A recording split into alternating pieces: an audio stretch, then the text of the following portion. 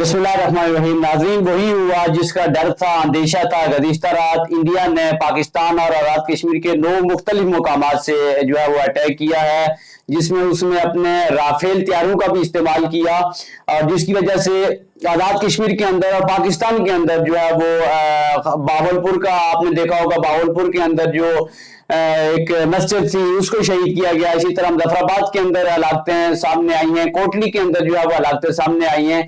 तो नाज़रीन, इसका जो है वो पाकिस्तानी आर्मी ने भी भरपूर जवाब दिया है, और पाकिस्तानी आर्मी ने ये क्लेम किया है कि उन्होंने 5 हथियारे जो है वो इंडिया के मार गिराए हैं। तो नाज़रीन, इस सारी सूरत में जब इंडिया और पाकिस्तान की कशीदगी जो है वो रूज पे थी, तो इस तरह का जो बड़ा अटैक है, यानी कि अगर देखा जाए तो पाकिस्तान ने एलओसी से बहुत अंदर आके जो है वो कई किलोमीटर अंदर आके अटैक किया। तो नाज़रीन, ये बहुत ही खतरनाक सिचुएशन क्रिएट हो गई है।